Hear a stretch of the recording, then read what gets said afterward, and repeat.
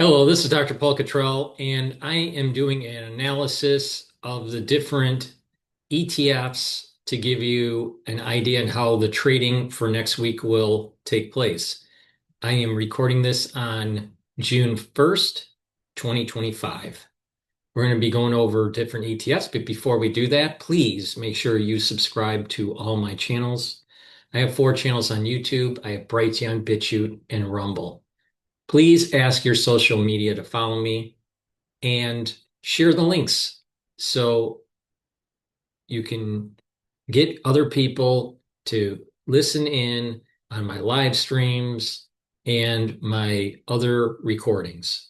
I greatly appreciate it. All the videos I do are for free.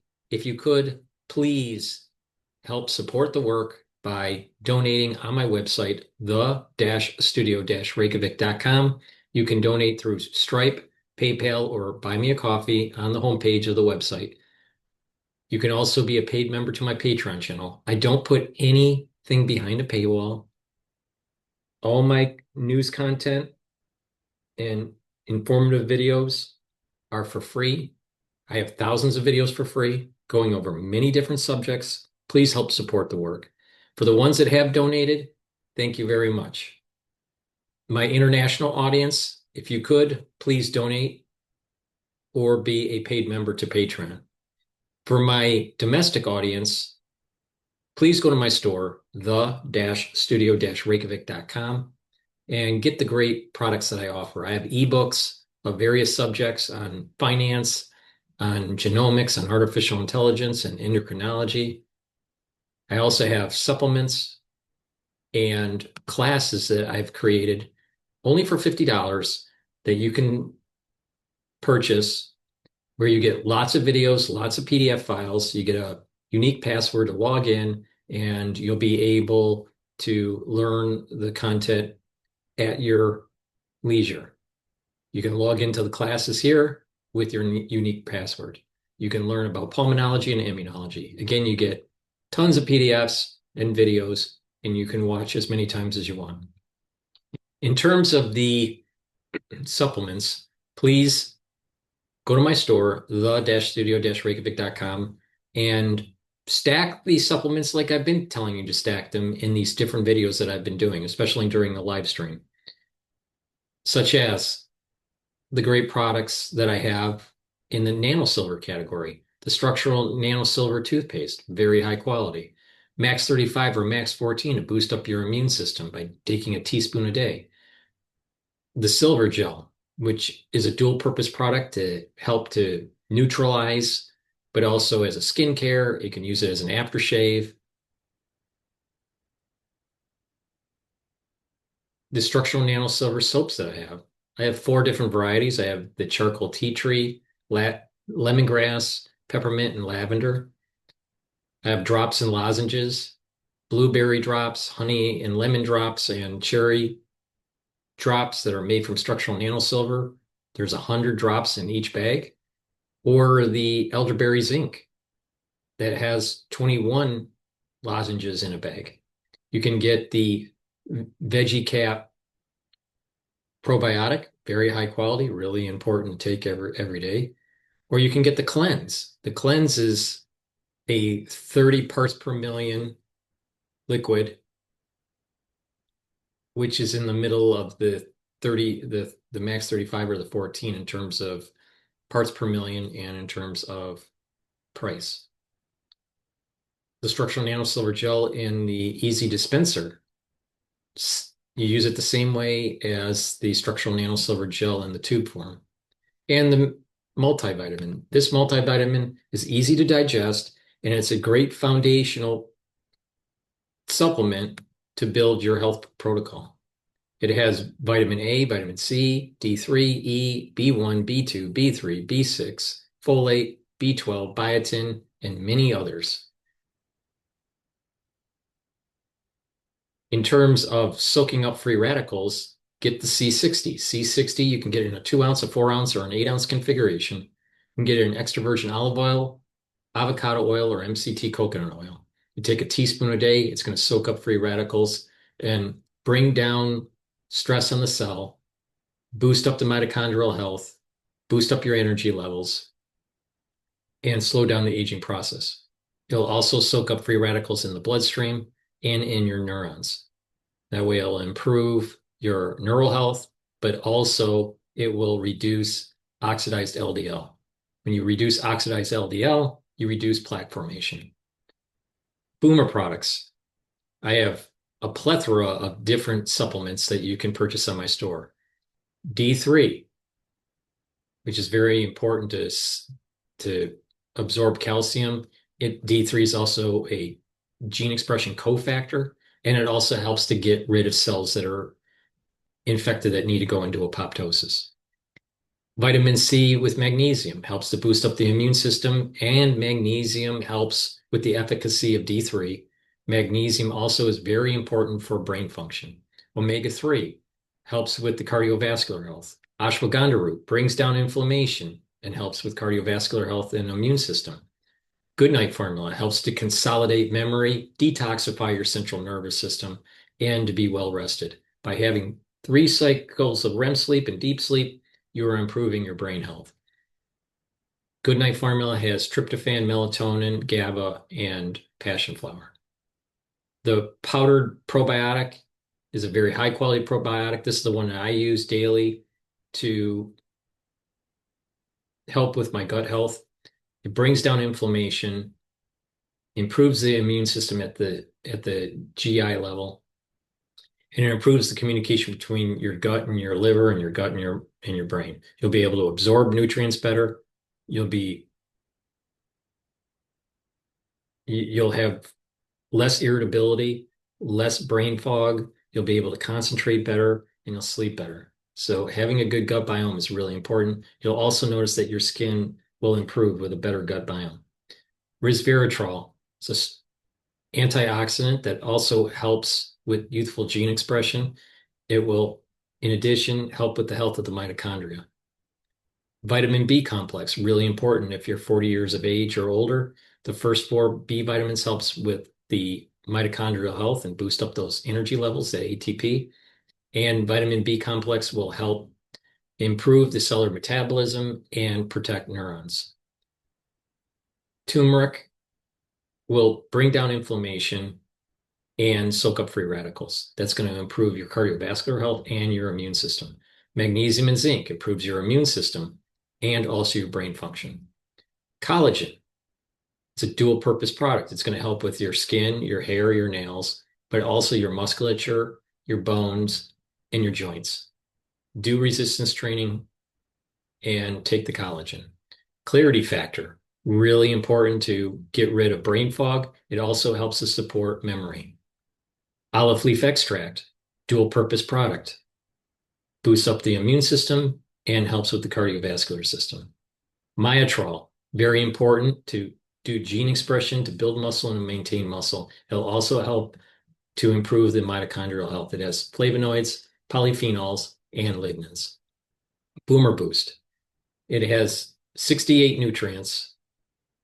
It helps with the heart health, brain function, revs up your metabolism, and produces lots of energy. So take it once a day. Gladiator barley, a high density protein that will help to build strength, reduce inflammation, detoxify your body, and soak up free radicals with superoxide dismutase. And heirloom barley, very important to help to detoxify your body, bring down inflammation, and soak up free radicals with superoxide dismutase. The studio products, ubiquinol is the most bioavailable form of CoQ10. You should be taking ubiquinol every day to help protect your neurons. It's also an antioxidant. It's going to soak up free radicals and help with the mitochondrial health, boost up those energy levels. NAD plus is a supplement that will boost up your NAD plus levels, help with repairing DNA damage, and protect neurons. If you're 40 years of age or older, you should be taking ubiquinol and NAD plus. Vitamin K2, MK7 molecule will work synergistically with D3 to help build bone density and also help with your cardiovascular health. Nattokinase helps with cardiovascular health. It's fibrinolytic. It's going to break up clots and bring down LDL levels and increase your HDL levels. Or I should say help to bring down your LDL levels and increase your HDL levels. Nattokinase stacks really well with vitamin K2 and D3, but nattokinase also stacks really well with omega-3 to help with the cardiovascular health. The all-natural deodorants is dual purpose. It helps to detoxify your body and you use it as a deodorant daily. You can get it in citrus or peppermint, lavender, and tea tree. These deodorants are for males or females, made from essential oils from the Himalayas, all natural. No aluminum and no baking soda. You're going to have a plethora of different anti-aging and longevity boxes that you can take a look at that I've curated at different price points to help you on your journey to longevity and anti-aging. So with that said, let's go to the charts that we're going to cover today. Okay. BITO is an ETF for Bitcoin that I've been looking at. Now, it is a leveraged ETF, and I have two fib sequences. One fib sequence, all right, is right here. Okay, and then the other fib sequence is right here. Now, when you have overlap of fib sequences, the Fibonacci sequence, there's usually strong either resistance or support levels, depending on your price level, what your current price is. So as of this recording, we had a close at 22.01. Now, this is above the 2148 target. Okay? Or not target, but support level. We did break during the week the 22.5 support level. So we used to have a 22.5 support level during the week of trading. It broke, and now we have a support level at 2148, 2146. It's hard to read it. I think it's an 8. And the next resistance level is now 2250. If the trading goes back up above the 2250 mark, then the next resistance level is going to be 2442. But right now, there is definitely some sell-off pressure in Bitcoin. That equates to approximately a Bitcoin price at about 105 at this moment. Okay. There's tracking error, so there's some slippage between the actual price of Bitcoin and what the price of this ETF is because of tracking error. And because it's leveraged, there's also leverage decay. But that's a topic for another discussion. All right. So we have basically for BITO a resistance level at 2250 now and a support level at 2148. Now, with that, keep in mind, if we take a look at the price of Bitcoin, that kind of equates to, all right, we're having problems at the 110 mark. All right, so going above 2250, if we can get back to the 110 level, then we'll probably break the 2250 in the near term. If we can't, and it keeps on in the 105 goes down to 103, then we're going to be testing the 2148 level. All right, that's Bitcoin. Now, SPY, which is the ETF for the S&P 500. So with this, you can see that, and I've been saying this for quite a while, that we have a support level at the 550 mark. And we have a resistance level we also have a support level at the 550 mark and also at the 750 mark. Now, we have a resistance level at the 600 mark. So you're going to see this consolidation right here. You're seeing this consolidation.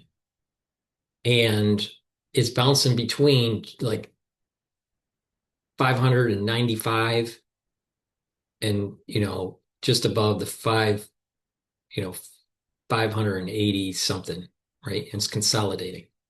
Now, again, remember at the 570, at the 57 right here is a kind of a support level right here, right? And you can see that there was a gap up above it. So that's kind of also testing, saying that's going to be a support level.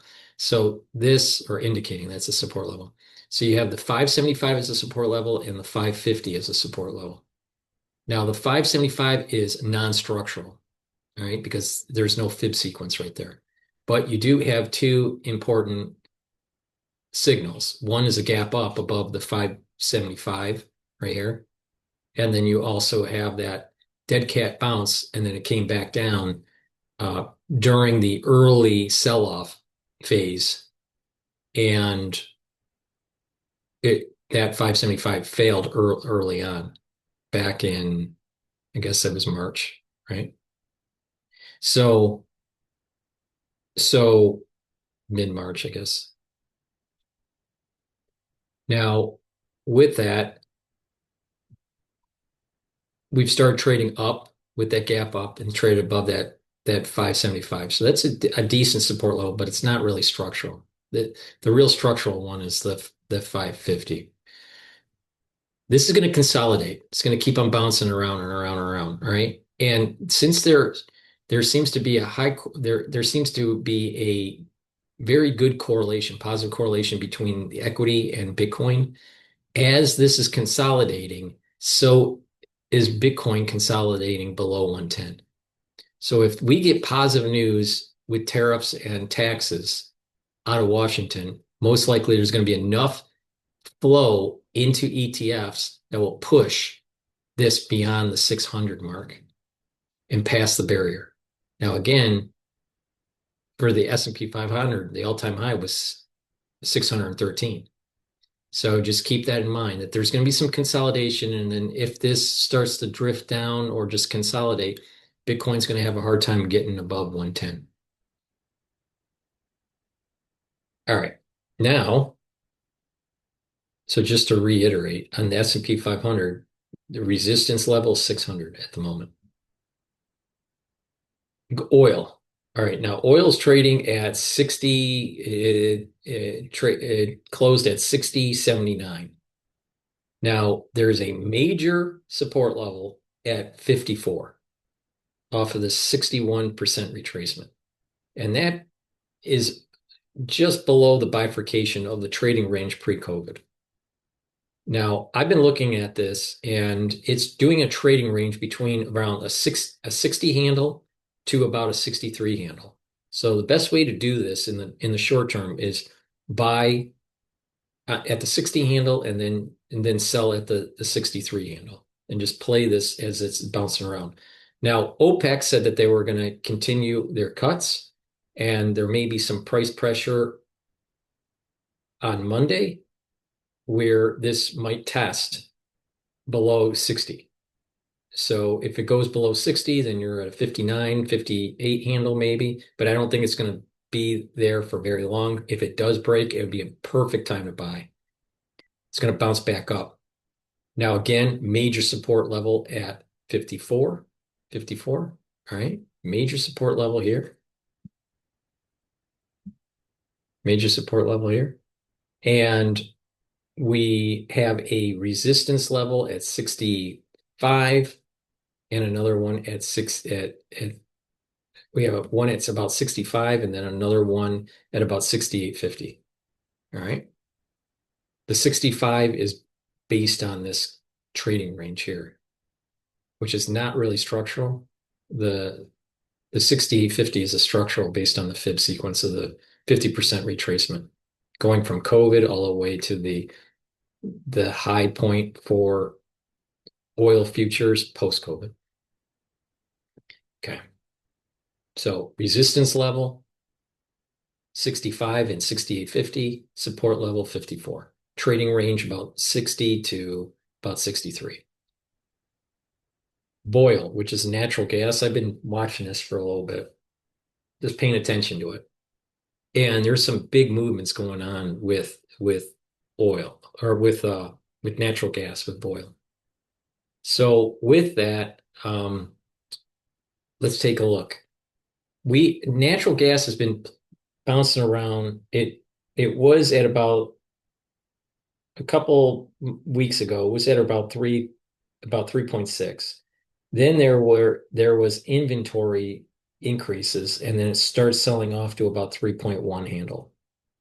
Then it bounced back up to about a 3.4 handle, or 3.3, 3.4. And then all of a sudden, after hours, it jumped up to 3.8 and then came back down precipitously. So this is what you're seeing here is when natural gas was going up and then down, it went down, there was a sell-off, right? And then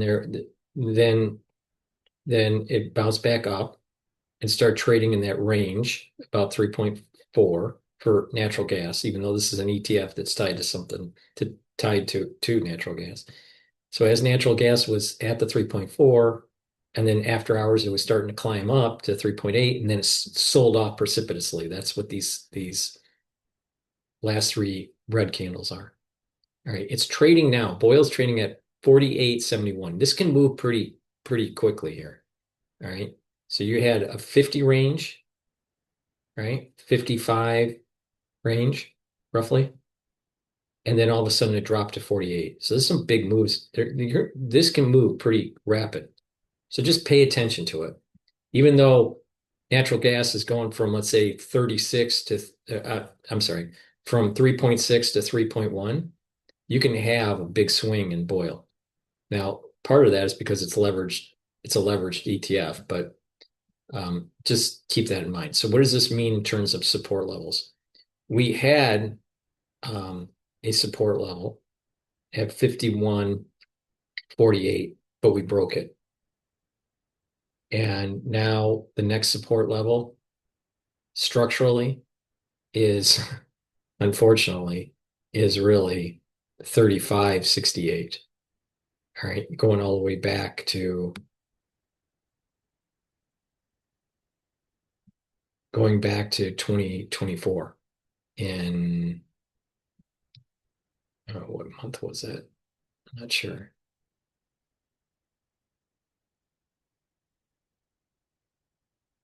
So, all right. Now, near term support level that's non-structural,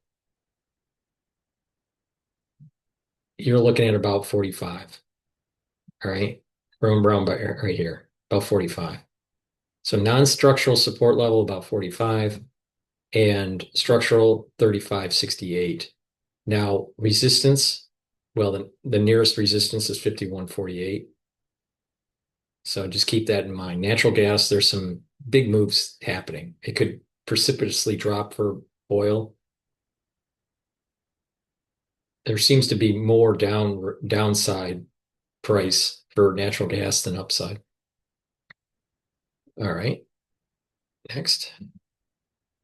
All right, TYD is a Treasury 3 times leveraged ETF that looks at 7 through the 10-year Treasury. And it's based on price. So it's assuming that those will go up. So if the price goes up for the treasuries, the yield goes down. All right. So this is another ETF to take a look at. The last time we did this, we were looking at it was called UST. UST doesn't have enough volume, so I looked for another ETF that had better volume. So we're going to continue our discussion on yields in the belly of the curve with TYD instead of UST. Now, that was trading at the close at 24 or 60. All right. Major support level. All right. Based on the small fib sequence going all the way back to October of last year. Yeah, about September about last year. That fib sequence going from September of last year all the way to January of this year. And that sold off and then it started to come back up. We're above that 23% retracement. So, and then just below the 38% retracement. So what that means is that we have a support level for this at 20, roughly around 24, and a resistance level at about 25.02. We're trading at 24.60. So resistance at 25.02 and support level at about 24. Now keep in mind, this will go up if treasury yields go down. All right. So the question is are treasury yields too high and that people are starting to buy up the treasuries? Now, if yields start to go up, then the price is going to go down, and therefore TYD is going to start to go down. All right. So let's take a look at an analysis chart dealing with three different curves. You have the 30-year, you have the 10-year treasury, and then the federal funds rate. Okay, so this staircase. And what I want to show is this the spread between the 30 and the 10 in relationship to the Fed move. Now, when the Fed started moving last year, you could see that the spreads started to come in. Now, this chart down here is the spread, all right, measuring the 30-year minus the 10-year yield. That's the spread. All right. When they were starting to cut, you could see the spreads were starting to come in, and it came in below 0.2. So about 20 basis points of spread, right? And as the Federal Reserve started to hold, then the spread started to increase. So the point I'm making is that we're getting to the point where the spreads are going to start to come back in. Now, the spreads could come back in either that the 30 comes in faster than the 10, or that the 10 starts to rise faster than the 30. So there's different reasons for spread moves. But if the Federal Reserve starts to lower rates sometime in the near future, then what's going to happen is that we're going to see spreads come in, most likely. And when that does happen, the yields are going to go down, and that most likely would mean that TYD will start to go up and break the 25.02. I would not be surprised that if the Federal Reserve started to cut rates, that we go past the 26 mark. All right. Because you have a resistance level at 25.02 and another resistance level at 25.87. I would not be surprised that we pass 25.87 if the Federal Reserve starts to cut. Now, the Federal Reserve isn't going to cut anytime soon, but normally when you have a large spread for a period of time, it goes to about 75 basis points, 50 basis points, and we're at right now 49 basis points. Last week we were at 51 basis points. So it's coming in. So I guess the big point here is that it is elevated and that they will come in.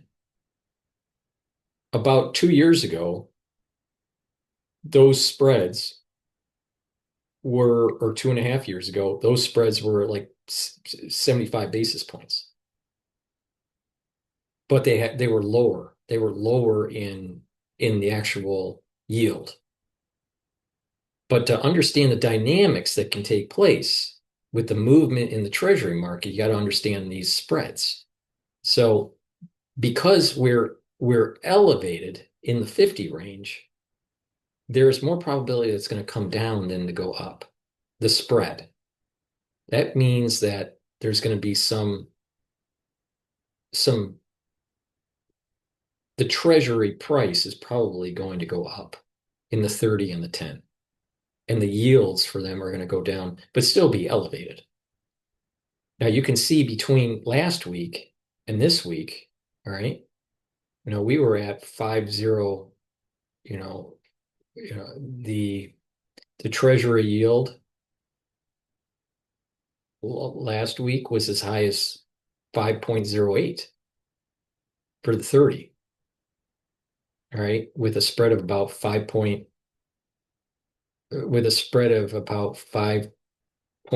or so.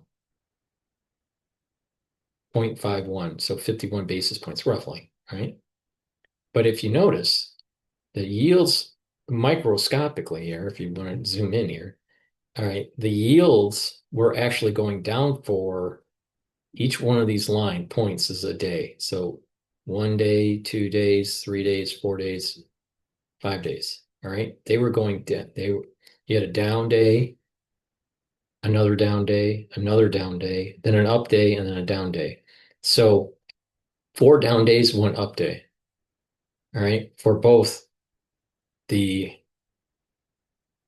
30-year and the 10-year. And as they're going down for the yield, the price of the bond is going up. So it looks like people are buying bonds.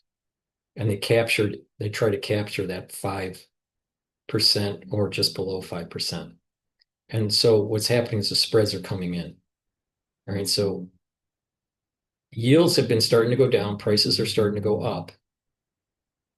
All right. And as that's happening, as the yields are coming down, the actual spread is coming in. On top of the potentiality of the Federal Reserve lowering rates sometime in this year. It doesn't normally stay elevated at the 50 basis point or the 75 basis points for the spread. It usually starts to come back in. So it seems as though there's a signal that's starting to develop that treasury yields will probably start to come in. That's my take on this. If that does take place, then this TYD is going to start to move upward. If I'm wrong and these spreads start to widen again and go to about 0.75, 75 basis points, then you're going to see TYD start to go down and start testing, lower levels, and most likely break the 24 support level and start testing the 23.5 support level. There's this probably right here is probably below 23.5. This right here is probably a good indication of where that next support level is when 24 breaks. So we're looking at around just below 23.50, maybe 23.40 something for TYD. So just keep in mind the spreads. I'm watching this closely. Last week, spreads started to come in and the yields started to come in. Those are both positive signs. And then when prices of bonds go up, that's usually a sign that equities are going down. In a normal functioning market, equities go up, bond prices go down. If equities go down, bond prices go up.